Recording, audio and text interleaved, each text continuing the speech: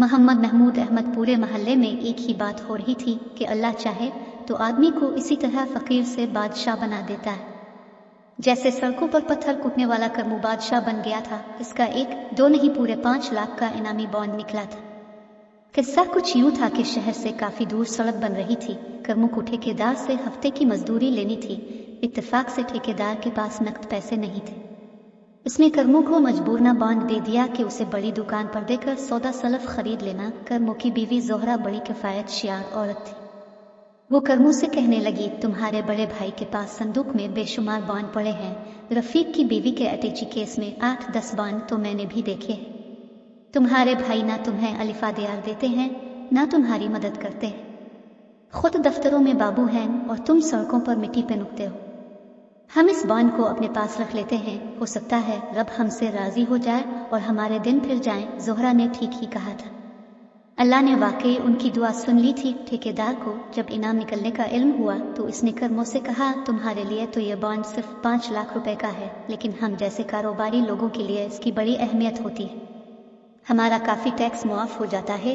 तुम सीधे सादे आदमी हो, बैंकों में धक्के खाने के बजाय तुम ये बॉन्ड मुझे 5 लाख में दे दो। करमू बोला, बिस्मिल्लाह जी, पहला हक आपका है, आप खरीद लें। करमू ठेकेदार की कोठी से 5 लाख रुपए का थैला भर लाया। दूसरी सुबह किया देखता है कि इसके दोनों बड़े भाई अपने बीवी बच्चों समेत करमू के घर आए हुए हैं। इन सबको देखते ही करमू की बीवी जोहरा बोली, भाईजान, आप और हमारे घर, हम ख्वाब तो नहीं देख रहे?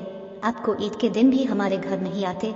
जोहरा की बात सुनकर उसकी देवरानी कुलसुम बोली, रहने दो बहन, तुम ही तो हमसे नाराज रहती हो।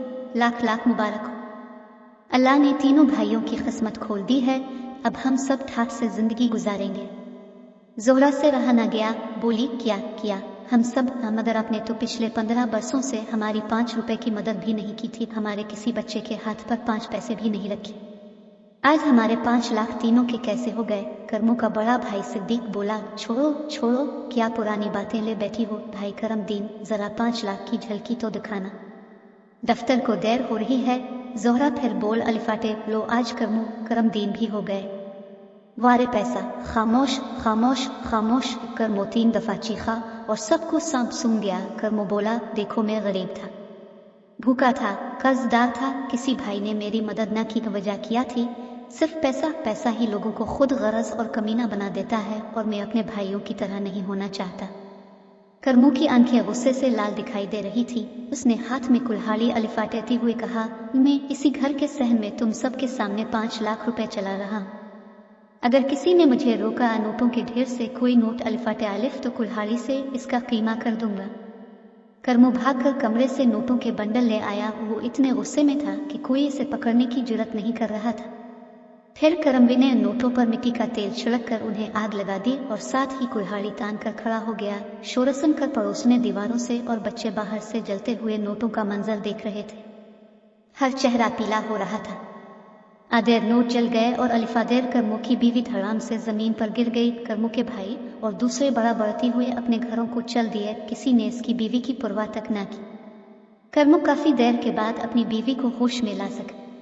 जोहरा ने होश में आते ही करमू से मुंह फेर लिया। करमवी ने निहायत आहिस्तगी से इसके कान में कहा, रे खुशबख्त, मुझे बाबले कुत्ते ने काटा है कि मैं 5 लाख रुपए जला दूं। वो तो बच्चों की लॉटरी वाले नकली नोट थे जिन्हें मैं 50 रुपए में खरीद कर लाया था। अब बता, अगर वो 50 रुपए ज़ाय ना करता तो मेरे लाख कैसे बचते? वो देख, पूरा बैग नोटों से भरा हुआ है। अच्छा, अब जल्दी से खुद भी तैयार हो जाओ, बच्चों को भी तैयार करो, हमें यहाँ से निकलना है। बहुत कम लोग जानते हैं कि सबसे अच्छी पेस्ट्रियाँ और सालगिरह वाले के करमदीन बेकर्स से मिलते हैं, और करमदीन बेकर्स का मालिक वही करमू है जिसका 5 लाख रुपए का इनाम निकला था। वो अपने सादा लेकिन खूबसूरत मकान में बहुत सुकून से जिंदगी गुजार रहा है। इसके खुद गरज और लालची भाइयों को इस जगह की हुआ तक नहीं लगी।